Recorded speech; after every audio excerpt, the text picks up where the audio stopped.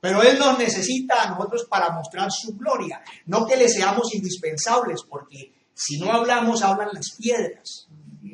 El Señor ya hizo hablar una burra al profeta. Para Él no hay ningún problema ese. Le somos útiles, no indispensables. ¿Verdad? Esa es la gloria a la cual nosotros realmente estamos llamados. Sigue Pedro, ahí en la segunda epístola, en el mismo capítulo 3, y salten al versículo 12a. Esperando y apresurándoos para la venida del día de Dios, en el cual los cielos encendiéndose serán deshechos y los elementos siendo quemados serán fundidos. Y el 14 dice, por lo cual, oh amados, estando en espera de estas cosas, procurad con diligencia ser hallados por Él, sin mancha e irreprensibles. Procurad. Procurad. Esforzaos por eso. Esforzaos. Uno tiene que esforzarse. Ciertamente lo recibimos todo de gracia y el Señor es misericordioso, pero uno tiene que esforzarse. No porque haya que tener mérito, sino porque de todas maneras el Señor no anuló nuestra voluntad. Él nos puede haber hecho marionetas, pero Él no nos hace marionetas. Él no atropella su misma creación, nos creó libres. Libres para aceptarle o libres para rechazarle. Pero habiéndole aceptado, también libres para obedecerle o libres para seguir en desobediencia. El Señor dice en Deuteronomio 28, creo. Sí. He aquí pongo delante de vosotros la muerte y la vida. Y entonces comienza del versículo 1 al versículo 15. Mira, si haces esto y esto y esto, bendita será tu alteza, tu alacena, Y le solemos llamar a eso consecuencias de la obediencia. Pero a partir del 16 dice, ahí están las consecuencias de la desobediencia también. Seguimos siendo libres. Seguimos siendo libres. Entonces, tenemos que esforzarnos, por lo cual, oh amados, estando en espera de todas estas cosas, procurar con diligencia ser hallados por Él, sin mancha e irreprensibles, en paz. Y Colosenses, saltémonos ahora a Pablo. Colosenses capítulo 3.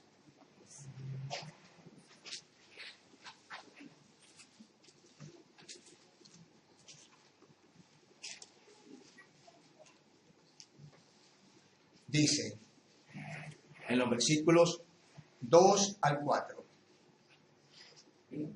poned la mira en las cosas de arriba, no en las de la tierra, porque habéis muerto y vuestra vida está escondida con Cristo en Dios. Cuando Cristo, vuestra vida, se manifieste, entonces vosotros también seréis manifestados con Él en gloria. Esto obedece al orden de la mente de Dios. El Señor todo lo hace en su tiempo. Tiene un reino preparado para nosotros. Por ahora tenemos que conquistar ese reino. Él lo ha conquistado para nosotros. Pero cada uno lo tiene que hacer suyo. Entonces tenemos que poner la mira en las cosas de arriba. Se nos dice mucho y tenemos muchos ejemplos de eso. Cuando Pedro puso su mira en el Señor, él fue capaz de caminar sobre las aguas, pero cuando en un momento los quitó y miró para abajo, inmediatamente le entró la duda y comenzó a hundirse. Y eso nos pasa a nosotros en muchos momentos. Confiamos en el Señor y no confiamos. Confiamos y no confiamos. Definitivamente, si no fuera por la misericordia y la gracia de Dios, no nos queda a nosotros ningún hálito de aliento o de esperanza. ¿Verdad? Ese es entonces nuestro desafío. Conquistarnos primero a nosotros mismos y vivir santa y piadosamente purificándonos, porque Él es santo. Y si queremos conquistar un mundo y si queremos alumbrar, como dice la palabra que citó ahora rato, estar como luminares, resplandeciendo como luminares en el mundo, en medio de una generación depravada y perversa, pues tenemos que hacer eso, resplandecer como luminares en el mundo. O sea, tenemos que permanecer en luz. Y si Él es luz, nosotros tenemos que andar en luz como Él es luz. Lo continúa diciendo ahí Juan en la siguiente epístola, después de la de Pedro. Si Él es luz, andemos realmente en luz. ¿Verdad? ¿Cuál es entonces ahora nuestra función? La realidad, somos hijos de Dios. Es nuestra realidad, es nuestra esencia. Nuestro desafío, como hijos de Dios, tenemos que ser santos. Y nuestra función. Nuestra función. Tenemos que, en primer lugar, hay una advertencia, y quiero hacer un poquito de énfasis en esto de la advertencia, porque también ahí el apóstol Pedro lo dice en la misma segunda epístola, en el mismo capítulo 3, en el versículo 17. Dice, segunda de Pedro, capítulo 3, versículo 17.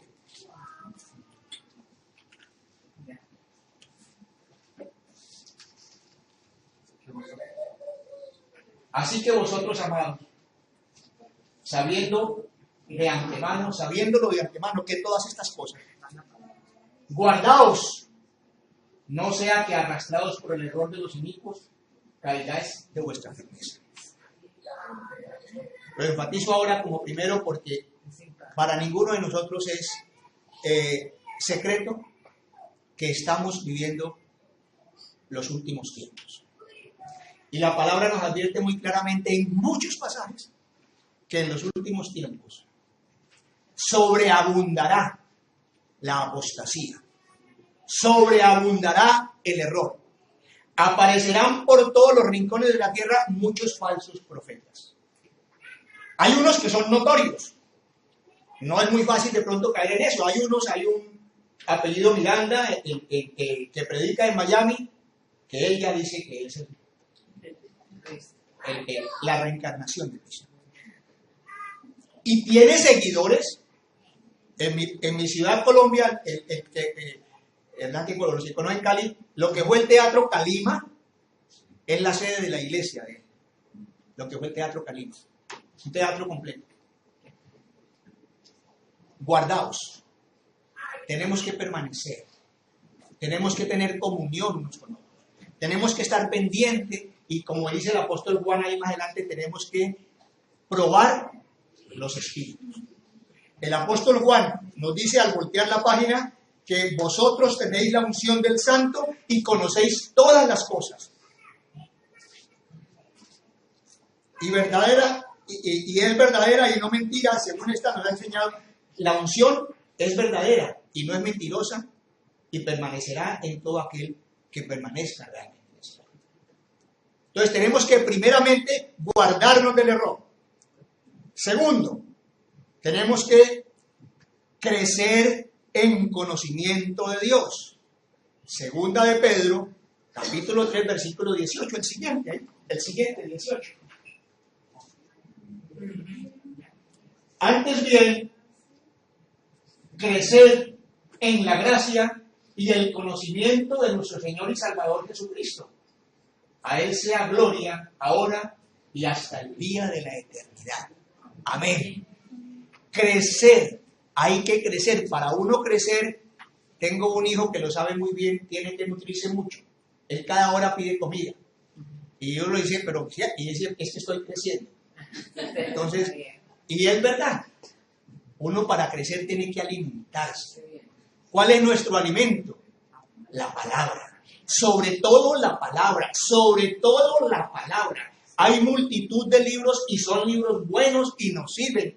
Yo soy un asiduo lector de libros, me gusta leer libros. Leía muchos más antes que ahora. Ahora trato de leer más la palabra.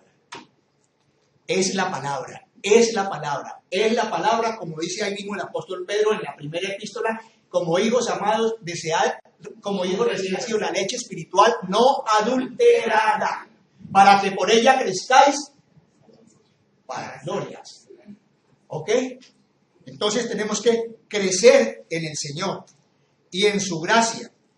Luego tenemos que vivir el arrepentimiento, por lo mismo que les decía. Cada rato uno tiene que estarse arrepintiendo, hay que vivir el arrepentimiento. Pasen, no tienen que voltear la Biblia, sencillamente pongan sus ojos en la siguiente página, en el primer capítulo de la primera epístola del apóstol Juan, y leamos los versículos 5 al 10 y el 2:1. Este es el mensaje que hemos oído de él. Y os anunciamos. Dios es luz y no hay ningunas tinieblas en él. Si decimos que tenemos comunión con él y andamos en tinieblas, mentimos y no practicamos la verdad. Y eso es fácil verlo. Pero si andamos en luz, como él está en luz, tenemos comunión unos con otros. Cuando no tenemos de qué avergonzarnos, tenemos comunión unos con otros. Y la sangre de Jesucristo, su Hijo, nos limpia de todo pecado. Eso es vivir el arrepentimiento. Tenemos que vivir arrepintiéndonos. Si decimos que no tenemos pecado, nos engañamos a nosotros mismos y la verdad no está en nosotros. Si confesamos nuestros pecados, Dios es fiel y justo para perdonar nuestros pecados y limpiarnos de toda maldad. Si decimos que no hemos pecado, le hacemos a él mentiroso y su palabra no está en nosotros. Hijitos míos, estas cosas os escribo para que no pequéis. Y si alguno hubiere pecado, abogado tenemos para con el Padre a Jesucristo el justo. Entonces tenemos que estar diariamente depositando nuestras acciones, nuestra vida, nuestro pecado en la cruz. Al Señor lo bajaron de la cruz hace mucho tiempo, unas cuantas horas o quizá minutos después de haber entregado su vida por nosotros. Pero Él se bajó de ahí para resucitar. Y resucitó para subir a los cielos. Y subió a los cielos para enviar su Espíritu a nosotros. Y nos ha dado su Santo Espíritu. Entonces nosotros tenemos que apelar al poder del Espíritu Santo, a la sangre de Cristo y al poder del Espíritu Santo, para cada rato levantarnos y levantarnos. Vivir el arrepentimiento. Y en la medida en que vivamos el arrepentimiento, proclamar el arrepentimiento. Somos llamados a proclamar el mensaje de Juan el Bautista, sobre todo en estos tiempos. Arrepentíos, como le decía la palabra. Entonces, ¿qué haremos? Arrepentíos y volveos de vuestros pecados y de vuestra vana vida. Mírelo, ahí lo dice el mismo apóstol Pedro. Segunda de Pedro, capítulo 3, versículo 9.